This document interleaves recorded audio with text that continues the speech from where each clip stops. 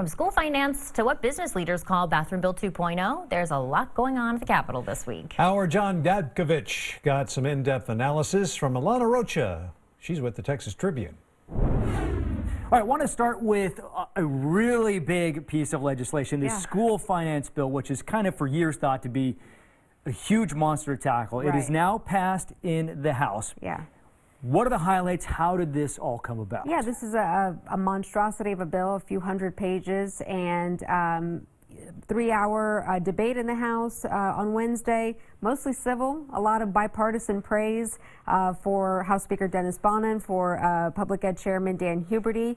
90 amendments filed, a lot of those pulled down before they could be voted on, otherwise it would have been a much longer day.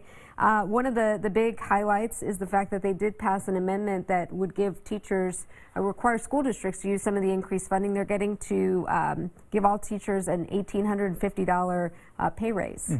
So that's, And that's different from the Senate bill, because the Senate says $5,000 for teachers. Why was it important, or why would the House want to go less than that? Well, I think it was actually seen as an olive branch, almost like a way to compromise, because up until Wednesday, House Speaker Dennis Bonnen really hasn't had an appetite, not for not giving teachers more pay or thinking they're worth more, but wanting to give school districts more flexibility in how they use the increased money, whereas this amendment would require that they use 25% of the increased money for teacher raises. The Senate has a completely separate measure that passed early on that would spend $4 billion to give teachers across the board $5,000 pay raise. During the last legislative session, we had the bathroom bill, which we heard about ad nauseum. Right. And, you know, at the start of the session, the powers that be in the Capitol said, we're not doing a bathroom bill again. But here we are now with something being dubbed Bathroom Bill 2.0. Explain kind of what it is and what are the chances of this even moving forward. SB 17 protects, Senate Bill 17 that passed the Senate on final passage this week, protects state license holders, you know, license for everything from truck drivers to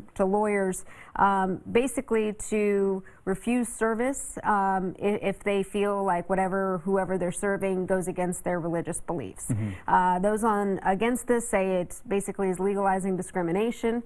And the House, this really won't go anywhere in the House, I don't think. The House is very much in line, I think, with the business community and their focus on the meat and potatoes, the school finance, property tax stuff we just talked about, not so much the red meat.